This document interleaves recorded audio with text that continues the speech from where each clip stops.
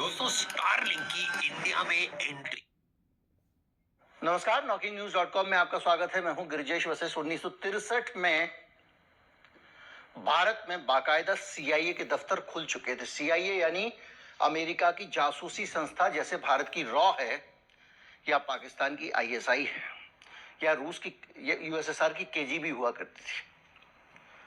1963 में उसने अपने भारत में 2 दफ्तर खोले हुए थे और भारत में दफ्तरों के जरिए जो तिब्बत के प्रोटेस्ट हैं, दूसरी चीजें हैं, उनको यहां से वो मैनेज करते थे। ये खुलासा कैसे हुआ? ये अभी हाल में खुलासा हुआ। अमेरिका के एक राष्ट्रपति होते थे, जॉन एफ कैनेडी। हमने बहुत नाम सुना है कैनेडी का। कैनेडी की हत्या कर दी गई थी और कैनेडी की हत्या की जांच में जो तथ्य सामने आए थे, वो तथ्य अमेरिका ने गुप्त रखे हुए थे। यानी उन तथ्यों को वो सार्वजनिक नहीं करता था, यानी उसमें कुछ सीक्रेट था। इसकी वजह से अमेरिका में बड़ी संख्या में लोग ये मानते थे कि कैनेडी की हत्या में भी उनकी अपनी ही जासूसी संस्था CIA का हाथ था। CIA ने कैनेडी को मरवाया था। यह खबर उस वक्त जो है, ये धारणा थी।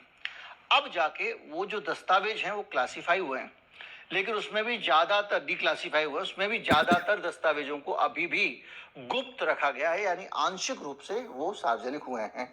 तो जो दस्तावेज सार्वजनिक हुए हैं, वो दस्तावेज बताते हैं कि हमारे देश में हमारी सरकार के खिलाफ, तिब्बत के खिलाफ CIA ऑपरेट कर रहा था। 63 में दफ्तर खोल के बैठा हुआ था। ये अमेरिका की भारत के प्रति मोहब्बत का इतिहास है। उस अमेरिका के चरणों में हम आजकल समर्पित हैं। कुछ दस्तावेज और भी मिले हैं 2018 में, डिक्लासिफाई हुए थे दस्तावेज। उस पे जाने से पहले बहुत सारे ऐसे और भी लोग हैं, ऐसे भी चीजें रही हैं जिनको लेकर भारत के अंदर CIA की गतिविधियों के आरोप लगते रहे। जो मैं आपको बता रहा हूं वो डॉक्यूमेंटेड है। इसमें मेरे कुछ विचार नहीं है। किसी को मिर्ची लगे, 2 गिलास पानी पिए, बैठे, गूगल करे, सर्च करे। आजकल तो ग्रॉक वगैरह आ गए हैं, वो जल्दी से उनको सर्च करके दे देंगे। उनको बोलिए कि इंटरनेट पे ये सर्च कर दो, वो निकाल के आपको 2-4 चीज दे देंगे।